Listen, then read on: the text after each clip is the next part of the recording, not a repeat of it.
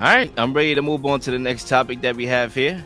And let's talk about the Warriors right now and the Lakers as it went down last night, okay, or didn't go down, right? Jordan Poole, his shot didn't go down. Is Jordan Poole's questionable shot selection in the final seconds of the game last night to blame for the Warriors dropping game one to the Los Angeles Lakers? And Zach, the mic is yours.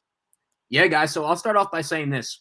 I actually didn't have too much of a problem with Jordan Poole's shot in that moment for a couple reasons. Number one, if you're not comfortable with Jordan Poole taking that shot in that situation, then he shouldn't even be on the floor to begin with, because we know this guy is a zero defender, and the only reason he's really out there is to give the offense a spark and to make shots. Now, the one thing I have heard, which I think is interesting, and I'm curious for your guys' opinion on this as well, the Warriors did have one timeout left, and it was clear as soon as Steph Curry caught the ball to start that possession, the Lakers sent, I believe it was D'Angelo Russell and Jared Vanderbilt right at him, and Curry had no chance to even get a shot up, so he saw Poole wide open, and he hit it.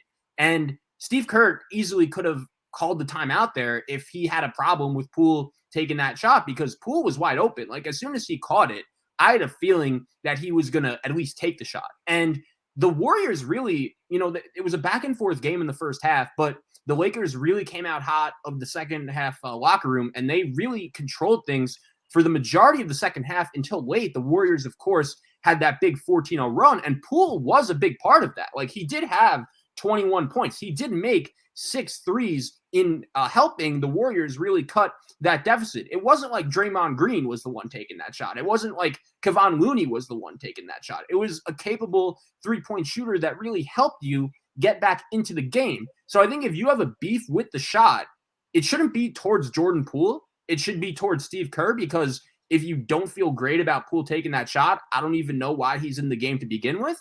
And Steve Kerr could have called timeout if he didn't like where the possession was going. So I honestly didn't have a huge problem with Poole taking that final shot for the Warriors. I had a problem with it.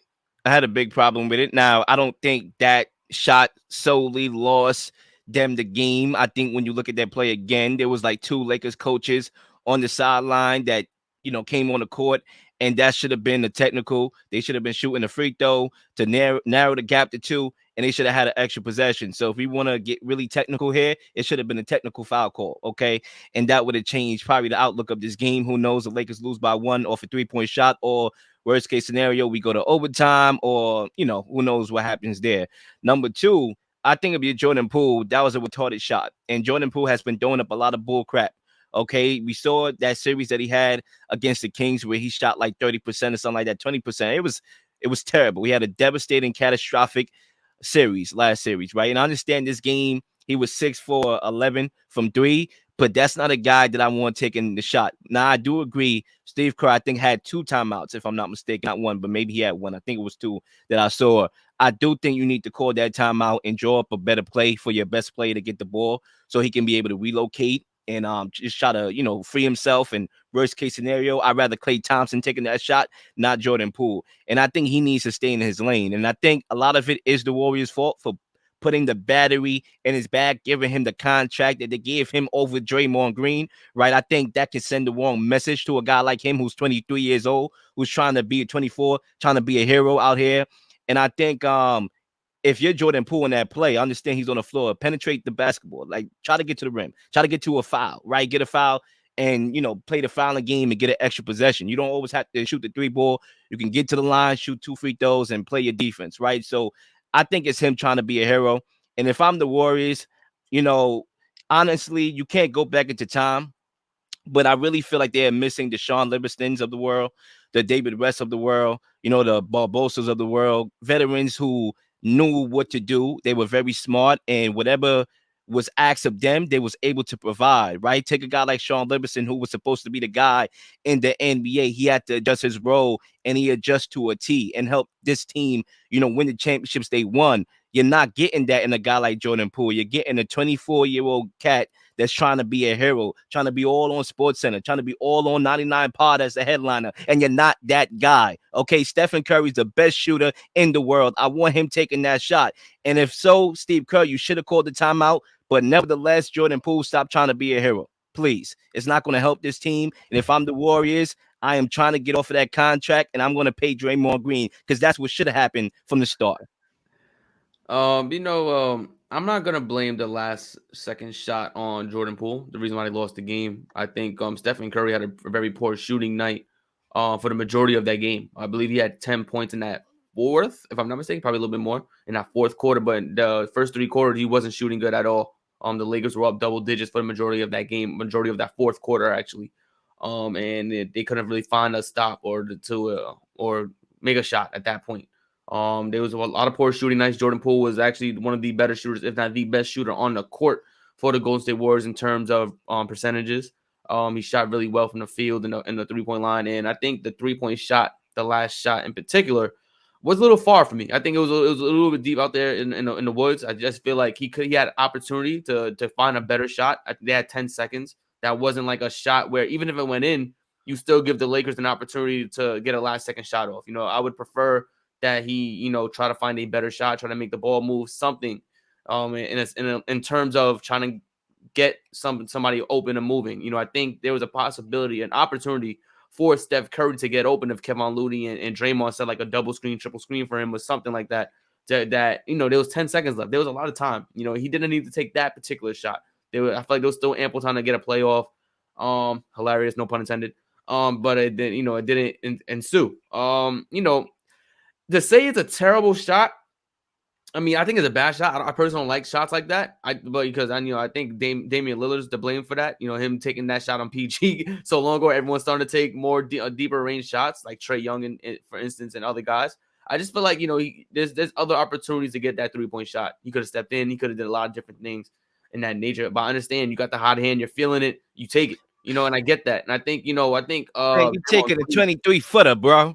Okay, you're not Stephen Draymond Curry. Green said it best, right? Draymond Green said it best, right? If you don't and Zach said it at best as well just now. If you don't feel like he can make that shot, then why are you on the floor? He shouldn't be on the basketball court. And I understand. I get that completely. The guy's 6 for 10 from the three. He shot one, hoping to keep that game one alive. I get it. I personally don't like the shot, but I don't think that's the reason they lost. I think there was a lot of issues that Warriors had that game for the reason why they dropped game one. And I know, and the funny thing is, Kevon Looney's not one of them.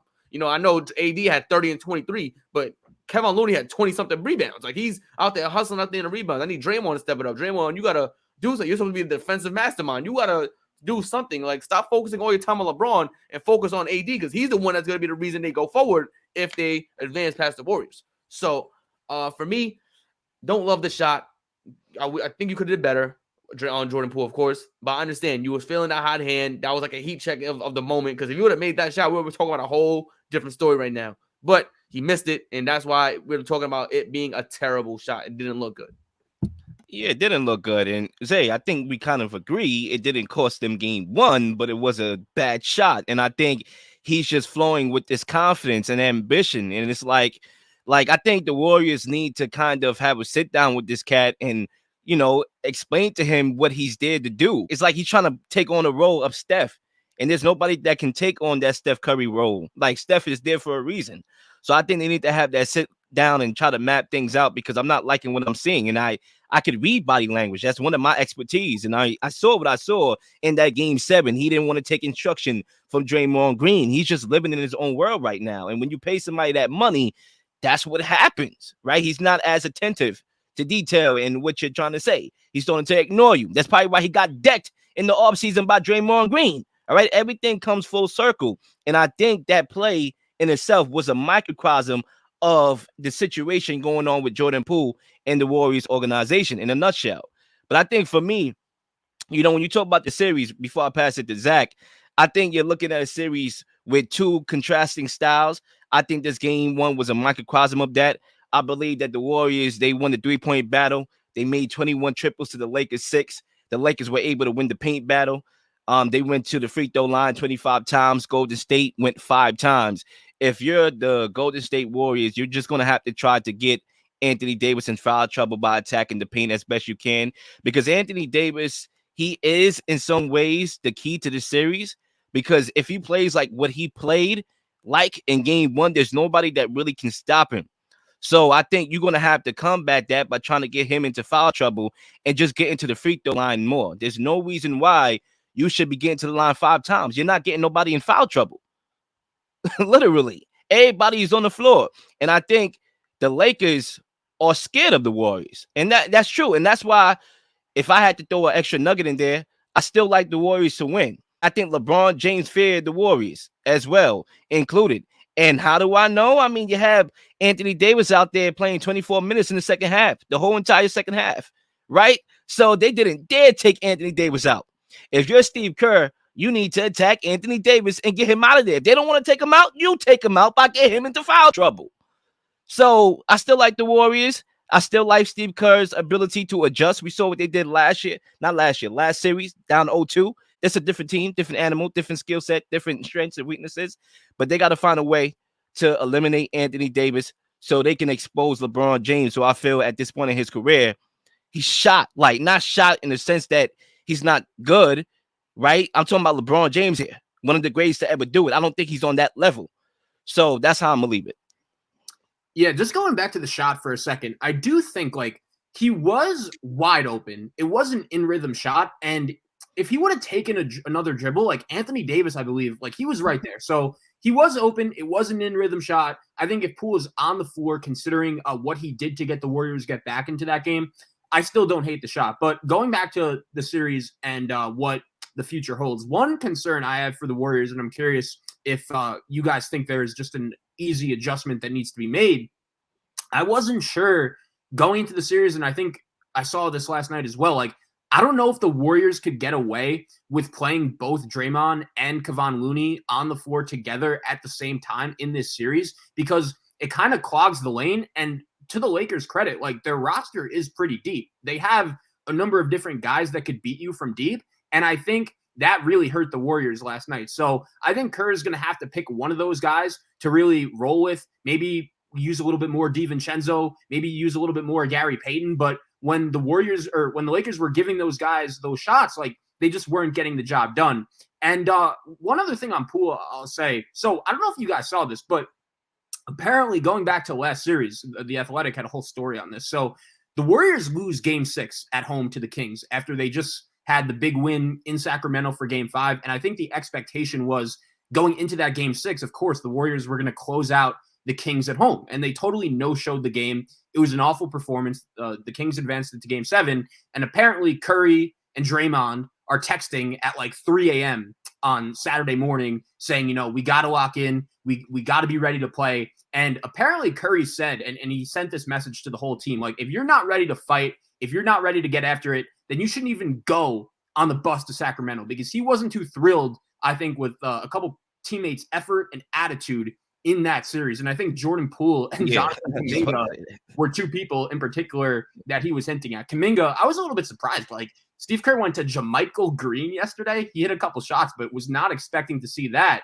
So I don't know what Kuminga, his future holds, but I think Jordan Poole was definitely one person that message was really sent towards. But Poole played well last night. You know, he really helped get them back in the game. So I'm curious to see how that situation boils over going forward. You know, real quick, I just want to apologize for the take I had years ago saying that the Warriors stole the draft with Kuminga and Moody as draft picks. I thought these kids would be better than what they are right now. I thought James Wiseman. I thought, you know, I thought these kids would be like so much better than where they are. I thought everyone was talking James Wiseman. I was on a James Wiseman train thinking he was going to be something, and it just seems like, what the heck are these guys doing in the draft? I thought Moody would be way better. You know, I thought he would be way more developed and fine-tuned and things of that nature. But then I have to look back at the Warriors. They don't develop young guys. They don't have a great development system. They actually struck gold to Draymond Green in that second round. They struck gold on Klay Thompson being able to grow into a shooter. Curry growing into a shooter who they were about to trade because his first couple years he wasn't doing well. His injuries were piling up. They were about to trade him. So I'm thinking, like, they've got actually, now to think about, the Warriors don't develop anybody. They struck gold. They struck gold multiple times. But that's it, because after that, it was Livingston, who was a vet. They had Iguodala, who was a vet. They had Leonardo Barbosa, who was a vet. They had a bevy of veteran guys at that point. It was not no rookie savvy stuff. Even Andrew Wiggins, who came in, he wasn't a rookie. He wasn't a young player. He was actually a vet. He'd been 7 years in the league before he went to the Warriors. So it was like all these players that they accumulated to have. I'm just like, yeah, these guys don't really develop nobody. It's just like they get a little confidence boost, but it's not like a development. And I'm just looking at Moody and Kuminga. I'm like, damn. In college, they looked really, really good. They looked poised to really make a threat on a team. And then when I'm watching them play, or lack of play, it's like, what's going on? What are y'all doing in practice? How the hell y'all not developing to something by now? Why is Moody not one of the better 3-and-D players in the league? I thought he was going to be how Trey Murphy is now. Why isn't he at that level yet? And it's just, I apologize for that take, because I'm just like baffled on the developing system in Golden State. I'm just so confused on why these kids are not where they're supposed to be. I think there's a couple factors to do with that. I think when you're in a Warriors type of time and you don't really have the time to really develop them because you're always thinking championship, so they kind of have to get up to speed quick, and then you're thrusted into a moment where you don't have the how can I say, you don't have the room and time to develop into that. You either have it or you don't. It's not like you go to the Houston Rockets and you have time to develop players because they're always losing, or OKC, a better comparison, they're always losing. So they have a full schedule to develop. It's like, we are playing championship basketball. And I think you saw the patience or lack thereof from Steve Kerr with some of these guys. So I think we have to give them credit for what they got in Steph and how Steph was able to be the best shooter of all time. I think you have to give them credit for Draymond Green and finding him a role for that team that fits perfectly. And also Klay Thompson. I'm not going to disrespect that franchise, at all. I'm just not going to go there. I just think with these other guys, it's just a different time. The Warriors are competing for championships. And if you're not going to come in today and help them win, then you're either going to get traded or you're just going to get buried in the depth chart and buried in the bench. So if anything, I think the experience of winning the finals last year should have got them to take another level, right? Just being there and seeing that. But it is what it is. As far as the spacing and the comment that you made, Zach, about Looney and Draymond Green being on the floor together, I think when you reflect back to the last series, I think they, had Draymond Green coming off the bench. I think that may be something that you look into, because Kevin Looney is the guy that I trust getting rebounds. I know he got 8 by Anthony Davis last night, but if he can, kind of just generate rebounds, that's where he's great at, getting rebounds, and have Draymond Green with the second unit, I think will actually help the second unit and the Warriors, because you will be able to have the spacing. You will have a defensive anchor on the floor at all times. And I think you're going to need all that you can get. Listen, like I said before, Zach, before I pass the mic to whoever wants their final laps, the Lakers are scared of the Warriors. Remember, the Warriors went on a run in the fourth quarter, right? It was the Warriors just chipping away at that lead, shooting 3-pointers, and the Lakers had no answer. They literally had no answer. The shot that Jordan Poole shot was actually the stop that the Lakers needed. Literally, think about that for a second, right? The Warriors are chipping away, knocking down shots. The Lakers are stifled. That shot literally stopped the momentum that the Warriors had. Okay, so the Lakers are staggered. Like, I'm not here like everybody else. Oh, Anthony Davis this, Anthony Davis that. We already know he's great. But I still think that the Warriors should win this series based on what I saw yesterday. It's not going to be easy. And maybe a 7-game series like the last one. But all in all, I trust them more than I do Anthony Davis giving me what he gave me yesterday on a consistent basis. Please like and subscribe for all the up-to-date content. You've been slinging shows left and right, slinging content left and right. Please don't miss anything. If you do, like, subscribe, leave a comment, leave a question, something you may want to answer, something you may have. All ideas are great ideas. Nothing's a dumb question.